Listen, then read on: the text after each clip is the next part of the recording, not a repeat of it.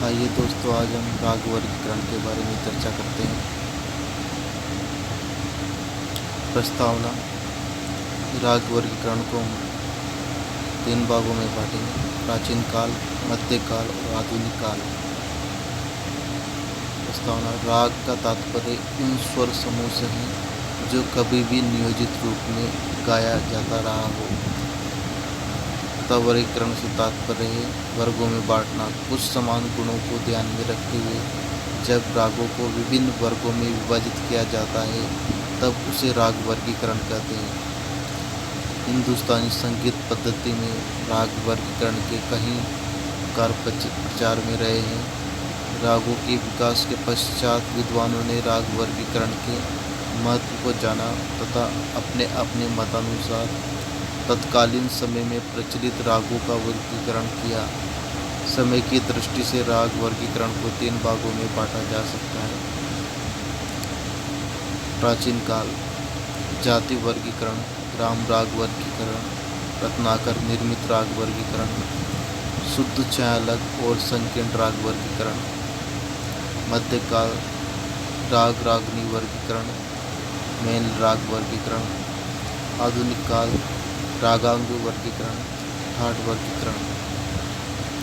आइए दोस्तों, हम प्राचीन काल में राग वर्गीकरण के बारे में चर्चा करते हैं। जाति वर्गीकरण। प्राचीन काल में जाति गायन प्रचार में था। जाति वर्गीकरण। भरत काल में जाति गायन प्रचार में था। स्वर की विशिष्ट रचना जिसके 10 लक्षण ग्रह, हंस, न्यास, अपन्यास, अल्पत्व, बहुत्व, षाण्डवत्व, औडवत्व, मंद्र और तार माने जाते हैं।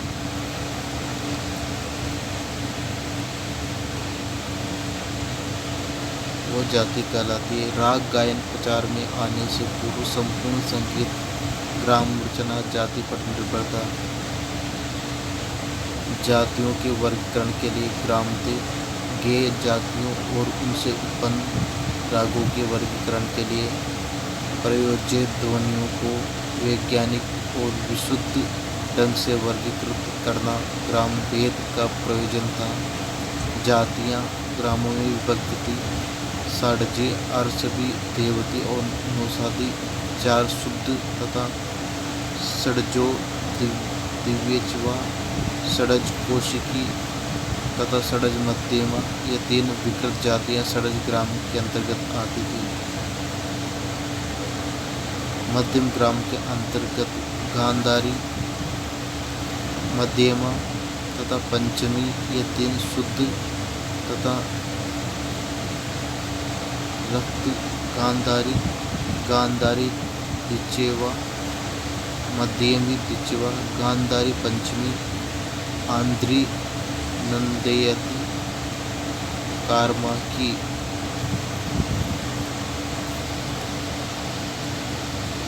तथा कौशिकी, ये 8 विकृत जातियाँ थीं। इस प्रकार जातियों के वर्गीकरण के लिए ग्रामों का प्रयोजन था। ग्राम राग वर्गीकरण। जाति के पश्चात ग्राम राग वर्गीकरण आता है। ग्राम के अर्थ का संकेत मतंग मुनि ने अपने ग्रंथ वृद्धिसी में इस प्रकार किया। ग्राम शब्द समूहवाची है। ग्राम शब्द समूहवाची है। जिस प्रकार कुटुंब में लोग मिलजुल कर रहते हैं उसी प्रकार श्रुति स्वरों का समूह ग्राम है, जिसमें श्रुतियाँ व्यवस्थित रूप में विद्यमान हो और जो मूर्छना, तान, जाति रागों का आश्रय हो वह ग्राम है। ग्राम राग वर्गीकरण में ग्राम राग वर्गीकरण की जितनी भी पद्धतियाँ हमारे देश में समय समय पर प्रचार में थी उनमें से एक प्रमुख पद्धति ग्राम राग वर्गीकरण की थी।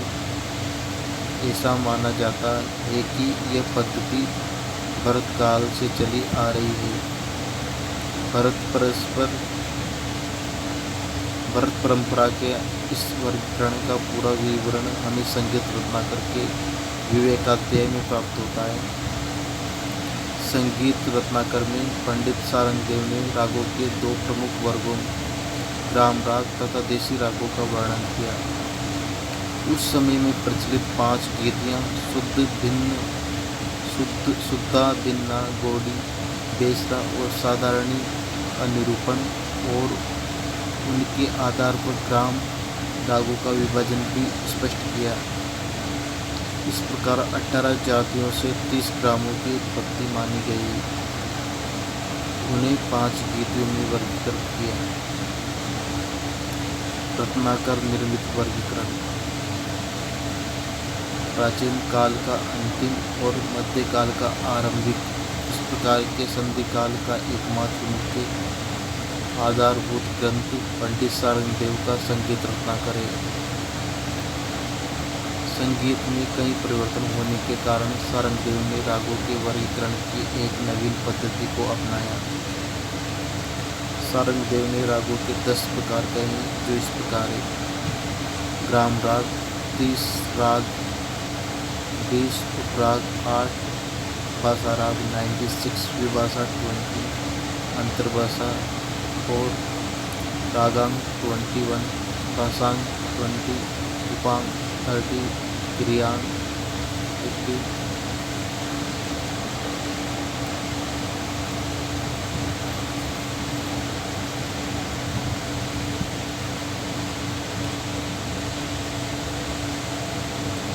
शुद्ध, छायालग और संकीर्ण राग वर्गीकरण। प्राचीन काल से रागों को 3 वर्गों में विभाजित करने की प्रथा चली आ रही है।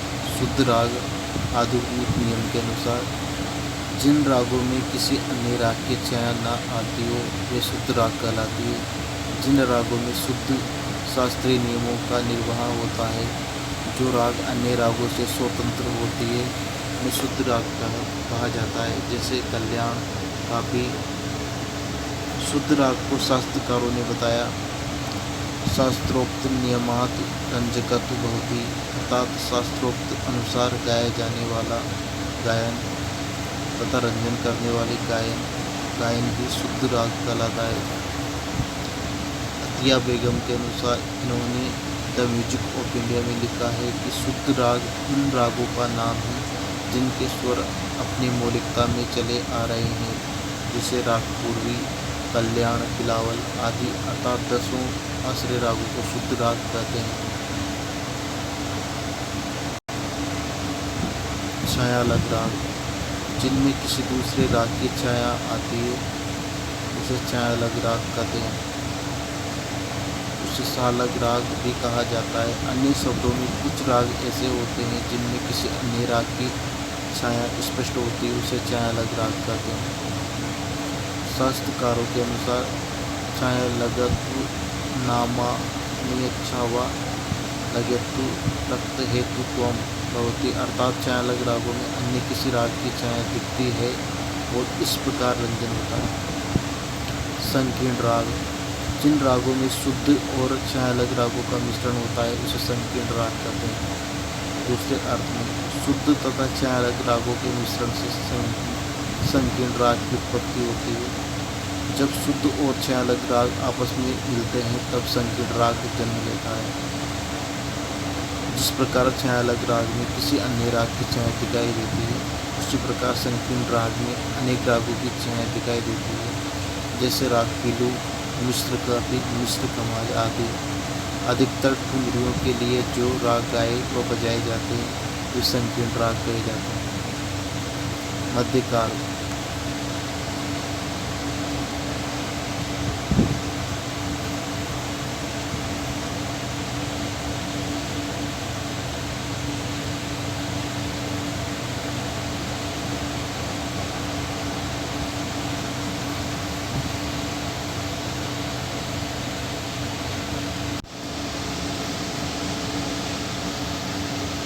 मध्यकाल राग रागनी वर्गीकरण, मेल राग वर्गीकरण।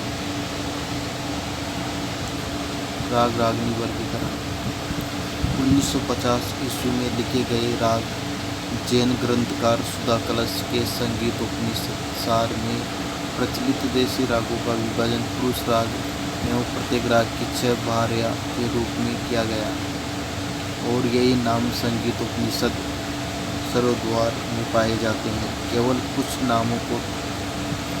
नामों का थोड़ा अंतर है।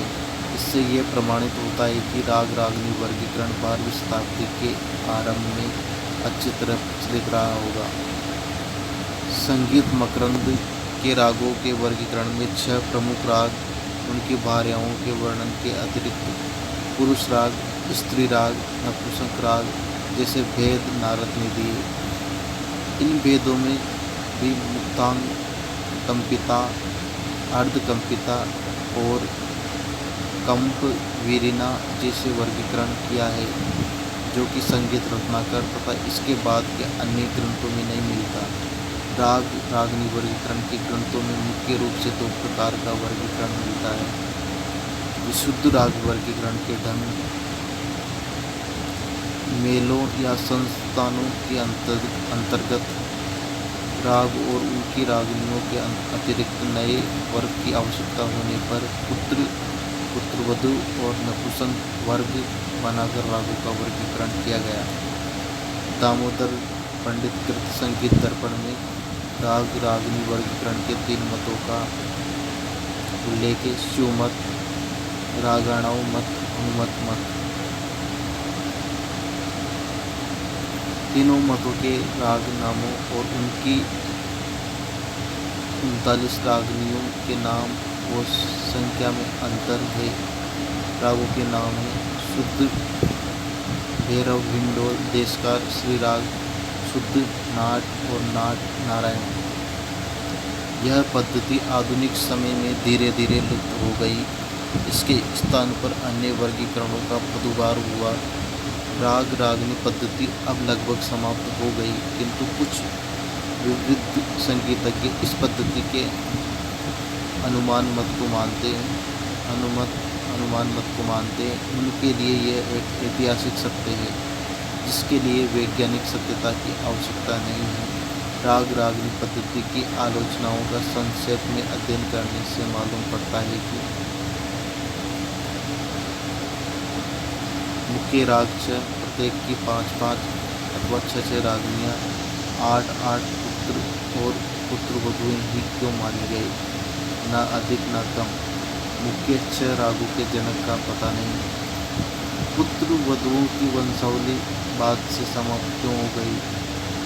किसी को पुरुष, किसी को स्त्री मानने की क्या कसौटी थी?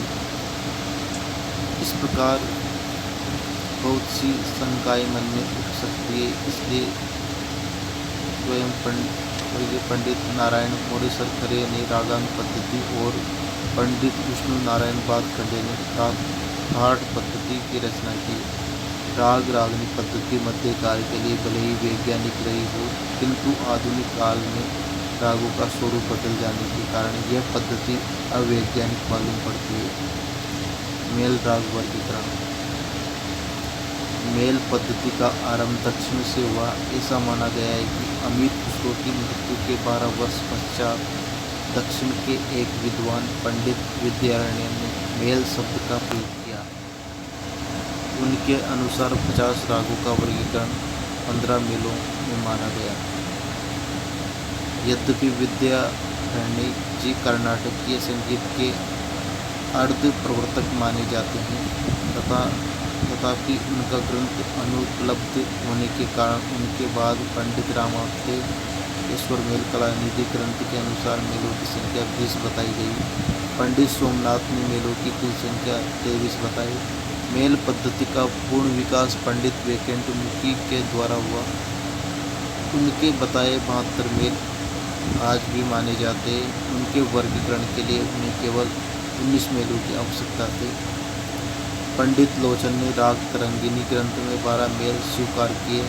भैरवी, तोड़ी, गौरी, कर्नाट, केदार, इमन, सारंग, मेघ, पूर्वी, धनाश्री, मुखारी और दीपक। अहोबल और श्रीनिवास की संगति पद्धति में मेल रागों को उत्पन्न करने की शक्ति रखने वाला सुरों का एक क्रम मात्र था। मेल उस स्वर समूह को कहते हैं जिसमें राग उत्पन्न करने की शक्ति हो। मेल शब्द आधुनिक ठाट का पर्यायवाची है। जिस प्रकार आधुनिक काल में ठाट राग प्रचलित है, उसी प्रकार मध्यकाल में मेल राग प्रचलित था। आधुनिक काल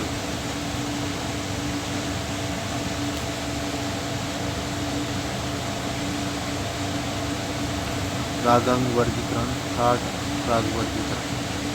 रागांग वर्गीकरण। ग्राम रागों की छाया जिन रागों में दिखाई दे उन्हें रागांग कहा जाता है। स्वर्गीय नारायण मौर्य सरखरे ने 30 रागांगों के अंतर्गत समस्त रागों को विभाजित किया। समस्त रागों को विभाजित करने का निरीक्षण करने के बाद उन्हें 30 स्वर समुदाय चुने। यह समुदाय प्रमुख था और उसे बिलावल खंड की संज्ञा दी गई। ठाट वर्गीकरण। उत्तर भारत में पंडित वात्स्यायन जी के समय तक राग वर्गीकरण के लिए कोई निश्चित पद्धति नहीं थी।